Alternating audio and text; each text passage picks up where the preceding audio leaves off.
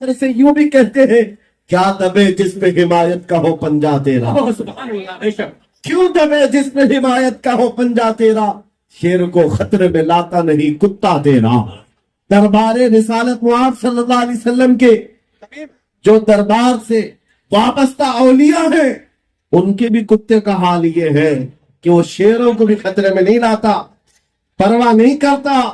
حضور پاک صلی اللہ تعالی علیہ وسلم کی محبت میں جو چلتا پھرتا ہے۔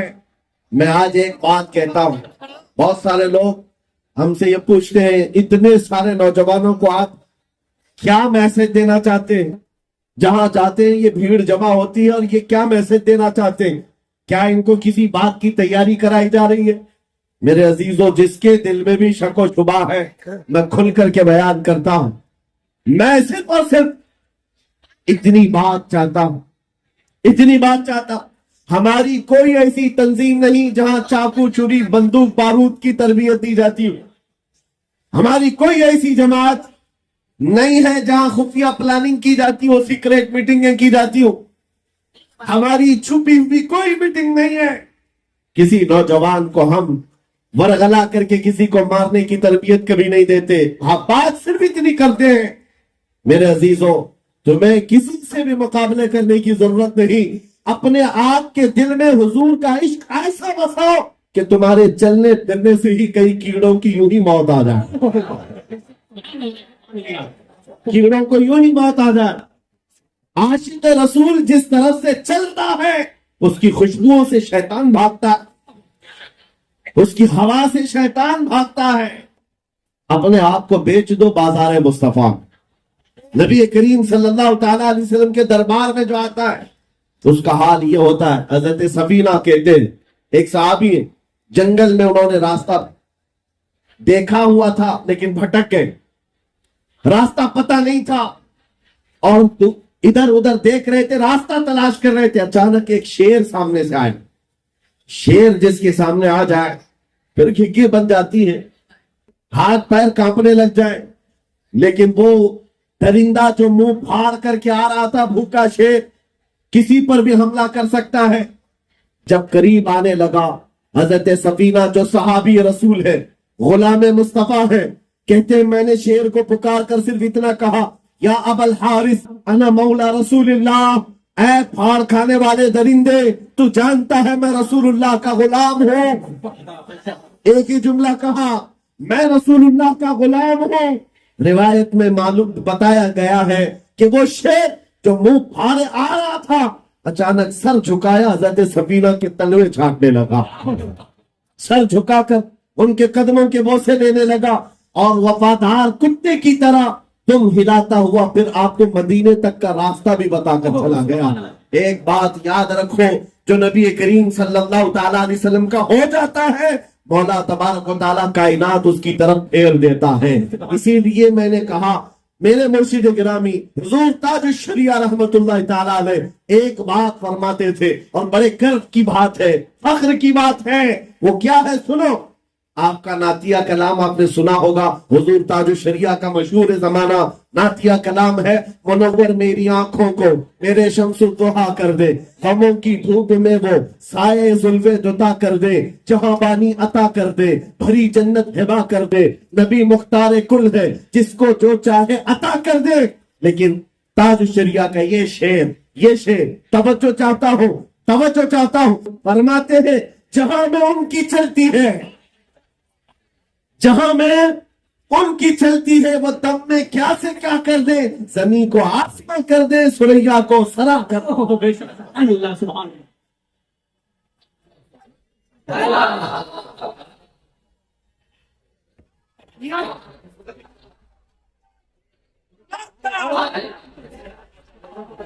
میرے عزیزوں یہ صرف نعتیہ شعر نہیں ہے، سنیو توجہ ہے، میں ایک سوال آپ سے کرتا ہوں۔ میرے مرشد گرامی نے تو یہ فرمایا جہاں میں ان کی چلتی ہے، اگر تمہارا عقیدہ ہے تو بتاؤ جہاں میں ان کی یقین ہے آپ کو، دل سے کہہ رہے آپ جہاں میں ان کی، ہاں کسی اور کی نہیں، آمنہ کے لال کی، ہم تاجدار مدینہ کی بات کر رہے ہیں۔ ہاں یہ حکومت تخت پر کوئی بھی آ جائے، چند دنوں کے لیے آ جائے، چند سالوں کے لیے آ جائے، روحوں پر اور دلوں پر ہمارے اگر حکومت ہے تو تاجدار مدینہ کی، اور جہاں میں ان کی چلتی ہے وہ دم میں کیا سے کیا کر دیں۔ اور حضور پاک کے غلاموں نے دیکھا بھی ہے، آپ کو پتا ہے حضرت سعد بن ابی وقاص 400 گھڑ سواروں کو لے کر عراق میں چل پڑے۔ عراق سے انہیں ایران جانا تھا، لیکن بیچ میں دریا ہے، دریا عبور کرنے کے لیے راستہ نہیں ہے۔ سامنے جتنے ایرانی فوج تھے سب نے دریا کے پل جتنے تھے برج توڑ دیے کہ کہیں یہ سعد بن ابی وقاص کے 400 ساتھی محمد عربی کے سپاہی ادھر کراس کر کے ایران میں نہ آ جائیں، برج توڑ ڈالے، سارے دریا کے اوپر جتنے پل تھے توڑ دیے۔ لیکن کیا انہوں نے حوصلہ توڑ دیا؟ کیا ایمان والوں کے عزم اور ان کے استقامت کو توڑا؟ نہیں۔ سعد بن ابی وقاص اپنے 400 ساتھیوں کو لے کر دریا کے کنارے کھڑے ہوتے ہیں، کہتے ہیں اے میرے ساتھیوں چلو آگے چلنا ہے۔ ساتھیوں نے کہا کیسے چلے؟ کہا اسی پانی سے چلنا ہے۔ صحابہ نے یہ نہیں پوچھا اڑ کر جائیں گے یا تخت بچھا کر جائیں گے، کیسے جائیں گے کسی نے نہیں پوچھا۔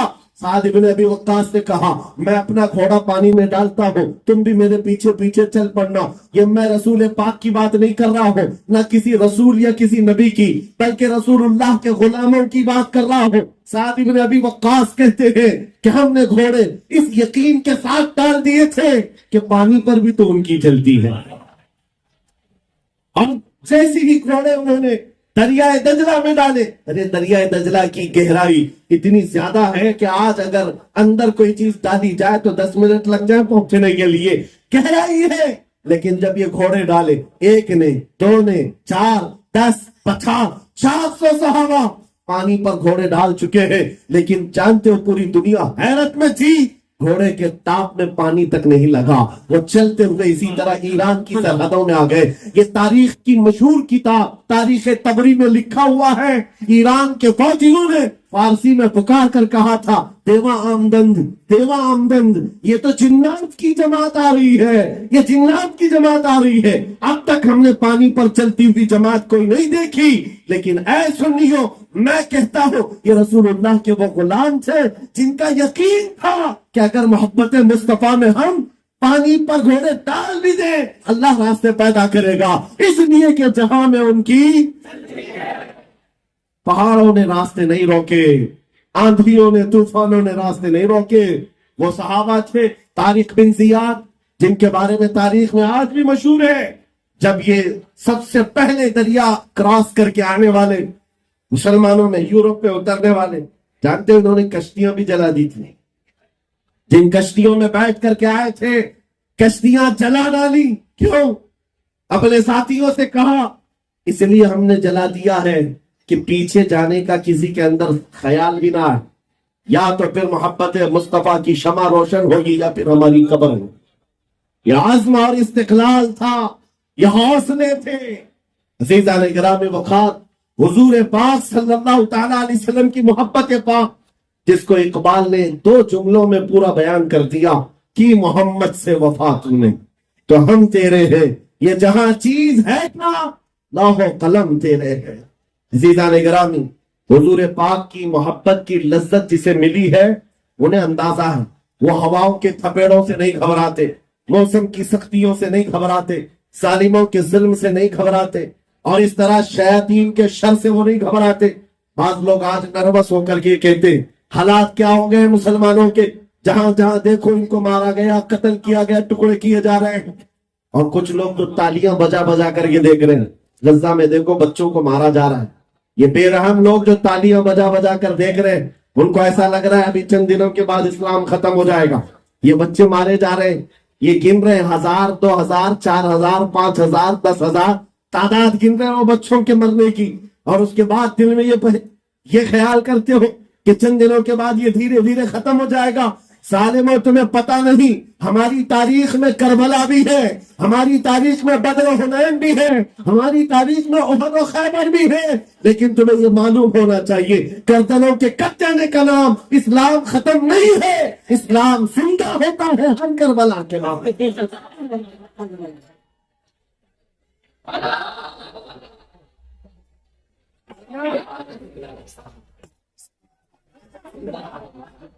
نروس ہونے کی ضرورت نہیں حالات کے ساتھ. ابھی اس وقت کیا چل رہا ہے؟ اندھیرا، رات کا وقت ہے نا، سب کو پتا ہے، لیکن کوئی گھبرایا ہوا نہیں. سب کو پتا ہے جو مولا رات لایا ہے وہ صبح بھی لائے گا. جو رات کے اندھیریاں لایا ہے وہ سورج بھی طلوع کرے گا. آج اگر امت مصطفیٰ پر اندھیریاں چھائی ہیں، تھوڑے دنوں کی بات ہے کہ پھر وہ اجالے آئیں گے، وہ روشنیاں آئیں گی. دنیا دیکھے گی جب ایک امام مہدی کا جھنڈا لہرا رہا ہوگا اور ہر جگہ سے پرچم رسالت بلند ہوگا. آج کسی کو تکلیف ہوتی ہے تو ہوئے، لیکن کل کو یہ دن آئے گا انشاءاللہ ہر زبان کہے گی لبیک یا رسول اللہ. کسی کو دقت ہے تو وہ اپنی دقت کا علاج کرے. تھوڑا سا وقت بچا ہے، میرا پیغام سن لو. میں نے شروع میں ہی کہا بے دام ہی بک جائیے بازار نبی میں، بے دام ہی بک جائیے بازار نبی میں. اس شان کے سودے میں خسارے نہیں ہوتے. اے نوجوانوں، خاص طور پر آج پوری دنیا تمہارے چال چلن کی طرف دیکھ رہی ہے، تمہارے طور طریقے کو غور سے دیکھ رہی ہے. ایک بات بتاؤ، ایک بات دل پر ہاتھ رکھ کر کے پوچھتا ہوں، آپ بھی اپنے ضمیر کو بیدار سمجھتے ہو تو مجھے جواب دو. دنیا اگر تمہیں رسول اللہ کا غلام کہتی ہے تو کیا تمہیں کسی کو اعتراض ہے؟ کسی کو برا لگے گا؟ حضور کا غلام کہنے پر آپ کو کسی کو برا لگے گا؟ میں اپنی بات تو یہ کہتا ہوں، میں دعا یہ کرتا ہوں، مولا غلام تو بہت دور کی بات ہے، اے اللہ پوری دنیا میں میری پہچان ایسی بنے کہ دنیا مجھے مدینے کا کتا کہا کرے. اس بات میں بھی ہمیں کوئی اعتراض نہیں بلکہ شوق ہے، ہم سعادت سمجھتے ہیں. میں آپ سے پوچھتا ہوں، رسول اللہ کا اگر غلام کہتی ہے دنیا تو آپ کو تکلیف ہوگی؟ نہیں تکلیف ہے، خوشی ہوتی ہے. اور اگر خوشی ہوتی ہے تو میرے عزیز کھل کر کے غلامی کیوں نہیں کرتے؟ چھپ چھپ کر کے حضور کی غلامی نہیں ہوتی. حضور سے اگر محبت کیا ہے کھل کر کے حضور سے محبت دکھاؤ اور غلامی میں آؤ. حضور پاک صلی اللہ علیہ وسلم کی غلامی کا مطلب یہ نہیں ہے کہ رات کی اندھیریاں آئیں تو تم تاش کے پتوں پر بیٹھے رہو. حضور کی غلامی کا مطلب یہ نہیں ہے کہ تمہارے ہاتھوں میں شراب کی بوتل ہو اور تمہارے گھروں تک نشہ پہنچ جاتا ہو. نادانو، حضور پاک کی نسبت تمہارے ساتھ جڑی ہوئی ہے. یہ خسیس چیزیں اور ذلیل چیزیں تمہارے ہاتھ میں کہاں سے آ جائیں؟ تم کو خیر امت کہا گیا ہے. نشہ بہت دور کی بات، لینا تو چھوڑو، سونگنا بھی تمہارے لیے جائز نہیں، سونگنا بھی تمہارے لیے جائز نہیں. اور اگر تمہارے اندر یہ حالات آ گئے، گلی کے نکڑ پر بیٹھے ہوئے نوجوان سے اگر لڑکیاں ڈرنے لگ جائیں کہ یہاں سے گزرو تو یہ چھیڑ خانی نہ کرے، ہماری عزت محفوظ رہے گی کہ نہیں رہے گی، تو پھر تم پر غلامی صادق نہیں آتی. تم نے جھوٹ کہا ہے حضور پاک کی غلامی میں. حضور پاک کا غلام وہ ہوتا ہے جس کے لیے کائنات انتظار کرتی ہے. پوری کائنات پلکیں بچھا کر انتظار کرتی ہے اللہ کے رسول کا غلام ہماری طرف آ جائے. آج اعلیٰ حضرت کی وہ بات سن لو. آپ کو یہ یقین ہے کہ ہمارے مرنے کے بعد، قبر میں جانے کے بعد فرشتے 3 سوالات کریں گے، تمہارا رب کون، تمہارا دین کیا؟ سب کو پتا ہے نا. تیسرا سوال کیا کریں گے؟ حضور کو دکھا کر پوچھیں گے ما کنت تقول فی حق ھذا الرجل، ان کے بارے میں دنیا میں کیا کہتا تھا؟ یہ سوالات سنے ہو کہ نہیں کبھی پہلے؟ حضور کے بارے میں پوچھا جائے گا نا، اور اکثر لوگ یہی آ کر اٹک جائیں گے. بہتوں کو تو یہ جواب تو پتا ہے، میرا دین اسلام ہے، میرا رب اللہ ہے. لیکن حضور کی طرف آ کر بہت سارے منافق کہیں گے ہاں ہاں لا ادری، مجھے افسوس میں نہیں جانتا. لیکن جو حضور پاک صلی اللہ علیہ وسلم سے دنیا میں بے پناہ محبت کرتا تھا، قبر میں جب اسے پوچھا جائے گا تو اس کا جواب کیا ہوگا؟ اس کا جواب شاعر کے شعر میں اس طرح ہوگا، اب تو پائے ناز سے اے فرشتوں کیوں اٹھوں، ارے مر کے پہنچا ہوں یہاں اس دل ربا کے واسطے، مر کے پہنچا ہوں یہاں اس دل ربا کے واسطے. اور جب تمہیں پتا ہے کہ قبر میں ان کو آنا ہے اور منہ دکھانا ہے اور حضور پاک کی طرف اشارہ کر کے جب پوچھا جائے جواب دوں گا تب نجات ہوگی. اور آخرت کے بارے میں پوچھتا ہوں میں آپ سے, آپ کو یہ بھی حدیث سنائی گئی ہوگی, بچپن سے علماء سے سنتے آئے ہوں گے, پوری مخلوق آدم علیہ السلام کے پاس جائے گی, وہ کسی اور نبی کے پاس بھیجیں گے, نبیوں کے پاس گھومتی پھرتی یہ مخلوق رسول اللہ کے پاس آئی, میرے آقا فرمائیں گے آج میں تمہاری شفاعت کے لیے بیٹھا ہوں. یہ حدیث بھی بچپن سے سنا ہے نا, سنا ہے. اور پھر نبی پاک صلی اللہ علیہ وسلم سفارش کریں گے, جس کا ہاتھ میرے آقا پکڑ لے اس کے لیے جنت واجب ہے. حضور پاک اس کو پکڑ کر جنت میں لے جا رہے ہوں گے. تو ہی باتیں میں پوچھتا ہوں میرے عزیزوں, جب قبر میں بھی حضور پاک کے علاوہ کوئی چارہ نہیں ہے, اور حشر میں بھی ان کے علاوہ کوئی چارہ نہیں ہے, وہ جو نہ تھے تو اور وہ جو نہ ہو تو, زندگی میں بھی وہ جو نہ ہو تو, اور قبر میں بھی وہ جو نہ ہو تو, حشر میں بھی وہ جو نہ ہو تو, اگر نبی نہ ہو تو کچھ نہیں ہے. پھر سنو, بریلی کے امام کہتے ہیں آج لے ان کی پناہ, آج مدد مانگ ان سے, آج لے ان کی پناہ, آج مدد مانگ ان سے, کل نہ مانیں گے قیامت میں اگر مان گیا. آج تمہیں اس دربار میں آ جانا ہے. اور دیکھو میرے عزیزوں, آج یہ ہجوم ممبئی کی سڑکوں پر, میں یہ صرف یہاں کی بات نہیں کر رہا ہوں, کل میں بنگال کی کھاڑیوں سے آئے, بہار کے کئی علاقوں میں جس مجمع کے پاس جائیں یہی انداز ہے. سارے مسلمانوں کا ڈی این اے عشق رسول میں ایک ہی نظر آتا ہے, ہر جگہ ایک ہی ہے, ایک ہی طور طریقہ ہے. لیکن میں آپ کو بتاتا ہوں, یہ منبر پر جو مجھے عزت دی گئی ہے یا میرے انتظار میں یہ محفل سجائی گئی ہے, وہ اس لیے نہیں ہے کہ رولنگ پارٹی کا کوئی نیتا آیا ہوا ہے یا سکتا دھاری کوئی ممبر آیا ہوا ہے. نہیں میرے عزیزوں, ہمیں جو عزت ملی ہے وہ بات صرف اتنی ہے, یا رسول اللہ جب تک بکے نہ تھے تو کوئی پوچھتا نہ تھا, تم نے خرید کر ہمیں انمول کر دیا. یہ نسبت مصطفیٰ کی بات ہے. اسی لیے پھر میں دہرا رہا ہوں بار بار یہ بات, آ جاؤ دامن مصطفیٰ میں, آ جاؤ ایک بار اس بازار میں اپنے آپ کو بیچ دو. بازار میں بیچنے کا مطلب یہ نہیں ہے کہ تم دنیاوی عیاشیاں یوں ہی جاری رکھو. ابھی میں نعرہ لگاؤں گا تو سب جواب دیں گے, میں کہوں گا اسلام, کیا کہہ رہے ہیں, اسلام زندہ باد. یہ دل سے کہہ رہے ہیں آپ اسلام. پھر میں آپ سے پوچھتا ہوں, گھر میں جاؤ تو گھر میں تمہاری بیٹیوں پر اسلام زندہ باد کیوں نہیں دکھتا ہے؟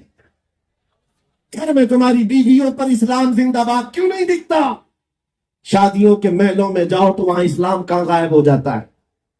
پھر تمہارے روز مرہ کی زندگی میں اسلام کہاں چلا گیا؟ میرے عزیزوں پھر دل سے پوچھو, میں نے تو ہر جگہ نعرہ لگایا اسلام زندہ باد, لیکن یہ کیسا جھوٹ ہے کہ گھر میں اسلام کو زندہ نہیں رکھنا چاہتا اور سڑکوں پر اسلام زندہ باد.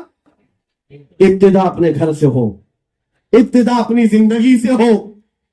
شرم ہے ان نوجوانوں پر جو حضور کی سنت نہیں رکھنا چاہتے اور جان دینے کی بات کرتے, حضور پاک پر جان دینے کی بات اور حضور پاک کی سنت سے دوری.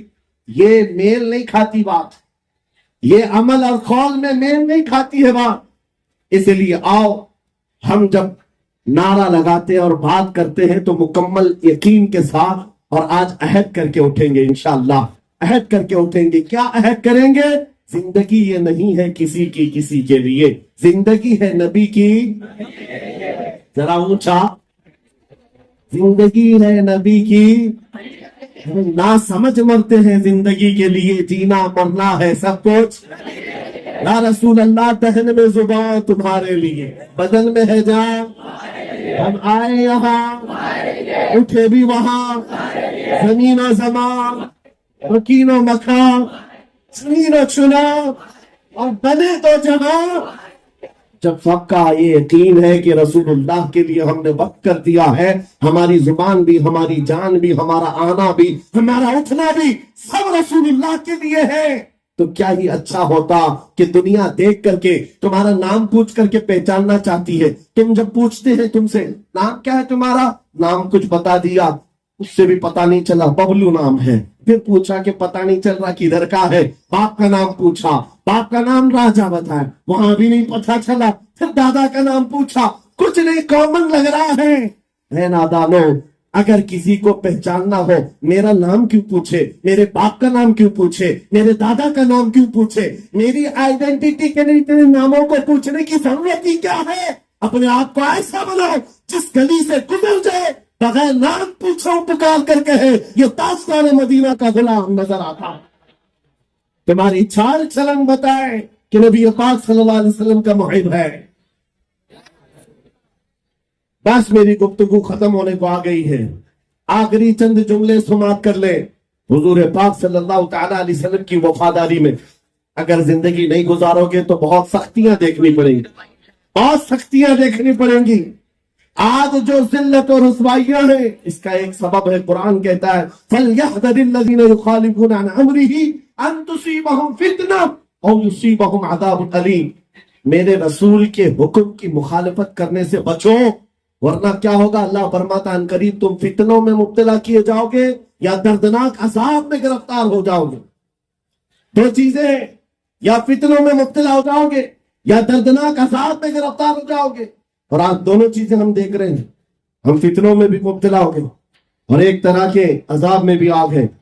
یہ صرف سے وجہ ہے رسول پاک صلی اللہ تعالی علیہ وسلم کی محبت سے دوری۔ عزیزان گرامی وقار، آپ کو پتا ہے جس کو یہ آشنائی ملتی ہے، جس کو یہ لذت ملتی ہے حضور پاک کی، پھر اس کے آنکھوں میں کوئی چیز نہیں جچتی ہے، پھر اس کو کوئی چیز اچھی نہیں لگتی۔ ایک نوجوان ایسا تھا، ایک نوجوان ایسا خالد بن ولید سیف اللہ المسلول۔ آپ کو پتا ہے آپ کے ساتھ جتنے نوجوان تھے ان کو خریدنے کے لیے کیا کیا کوششیں کی گئی۔ میں جو بات کہہ رہا ہوں اس کو سن لو۔ 3 نوجوان ایک بادشاہ کی قید میں آ گئے تھے۔ بادشاہ نے ان سے کہا کہ تم میرے دین پر آ جاؤ، میں تمہیں عہدہ بھی دوں گا، منصب بھی دوں گا۔ بھائیوں نے انکار کیا، بڑے بھائی کو کھولتے ہوئے تیل میں ڈال دیا گیا، دوسرے کو پوچھا گیا، اس نے نہیں قبول کیا، اس کو بھی کھولتے ہوئے تیل میں ڈال دیا گیا۔ یہ موب لنچنگ آج سے نہیں چل رہی ہے، برسوں سے چل رہی۔ ہاں، پکڑ کر کے مارنا، قتل کر دینا۔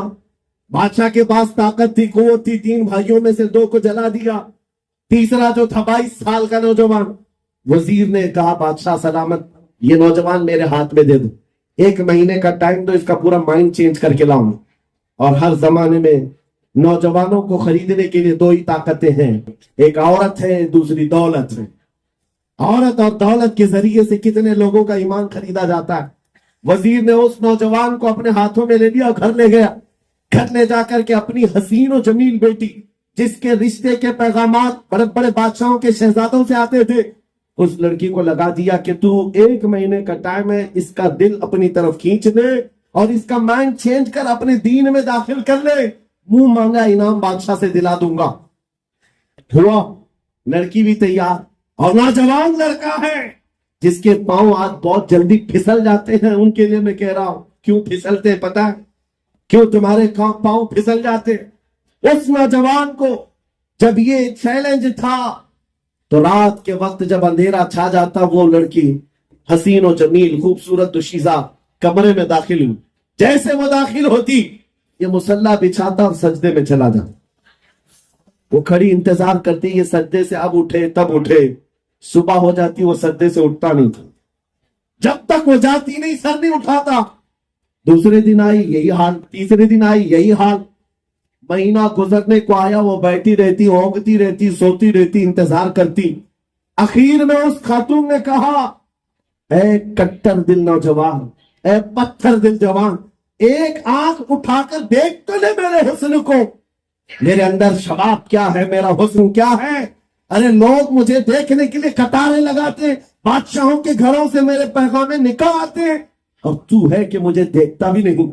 نوجوان نے سر اٹھائے بغیر کہا، اے خاتون، تو اپنے مقصد میں کامیاب نہیں ہو سکتی، واپس چلی جا، اس لیے کہ جن آنکھوں میں جمال مصطفیٰ بسا ہو، دنیا کا حسن اسے دھوکہ نہیں دے سکتا، دنیا کا حسن اسے دھوکہ نہیں دے سکتا۔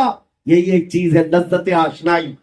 جس نے نبی پاک کی محبت کو پا لیا، دنیا کا حسین و جمیل بھی اس کو اپنی طرف مائل نہیں کر سکے گا۔ خاتون کا دل پگھل گیا، کہا مجھے تو اپنے ساتھ داخل کر لے، میں آئی تھی تجھے خریدنے کے لیے لیکن اب تیرے ہاتھ بکنا چاہتی ہوں۔ میرے عزیزوں، اپنے آپ کو اس نوجوان کے حوالے کر دیا، دین میں بھی داخل ہوئی۔ یہ تاریخ ہے، پھر کبھی آپ کہیں سے سن لیں. لیکن اس بات میں صرف اتنا بتا رہا ہوں، انٹرنیٹ کے نشے میں بیٹھے ہوئے وہ نوجوان، رات کو پورنوگرافی دیکھنے والے یا گندی تصویریں اور یا فلمیں دیکھنے والے نوجوان، جن کی آنکھوں کی حیا ختم ہو گئی ہے، جن کے اخلاق تباہ ہو گئے ہیں، ان سے کیا پھر امید رکھی جائے گی؟ اگر ان بے حیائیوں سے اپنے آپ کو روکنا چاہتے ہو، میری آنکھیں حیادار ہو جائیں، میرے ہاتھ شرم کے ساتھ رہے، حیا کے ساتھ رہے، میں اخلاق کا قتل نہ کروں، تو صرف ایک علاج ہے، ایک علاج ہے. جن کو ایڈکشن ہو چکا ہے موبائل کی گندی تصویروں کے ساتھ، فلموں کے ساتھ، تنہائی میں بیٹھ کر کے اپنے آپ کو بچا نہیں پاتے ہو، ان کے لیے ایک علاج دے کر جا رہا ہوں. رات کی اندھیریاں جب آ جائیں، میرے عزیزوں، موبائل اٹھانے کی بجائے ایک بار وضو کر کے بیٹھو اور صرف اتنا کہو، یا رسول اللہ، سنا ہے آپ ہر عاشق کے گھر تشریف لاتے ہیں. یا رسول اللہ، سنا ہے آپ ہر عاشق کے گھر تشریف لاتے ہیں، میرے گھر میں بھی ہو جائے چراغاں، میرے گھر میں بھی ہو جائے چراغاں. میرے آقا آؤ کہ مدت ہوئی ہے تیری راہ میں اکھیاں بچھاتے بچھاتے، تیری یادوں میں اور تیری چاہتوں میں بڑے دن ہو گئے گھر کو سجاتے سجاتے. جس دن تمہاری یہ بات مدینے پہنچ گئی، وہ آقا تشریف لائے اور پھر تمہیں اپنا دیدار کرا دے، پھر تمہارا حال یہ ہوگا، اٹھو گے اور جگہ جگہ جا کر پھر تمہاری زبان سے صرف اتنا ہی نکلے گا، سارے اچھوں میں اچھا سمجھیے جسے، ہے اس اچھے سے اچھا ہمارا نبی، سارے اونچوں سے اونچا سمجھیے جسے، ہے اس اونچے سے اونچا. ارے جن کے طلبوں کا دھون ہے آب حیا، ہے وہ جانے مسیحا ہمارا نبی، بجھ گئی جس کے آگے سبھی مشعلیں، شمع وہ لے کر آیا.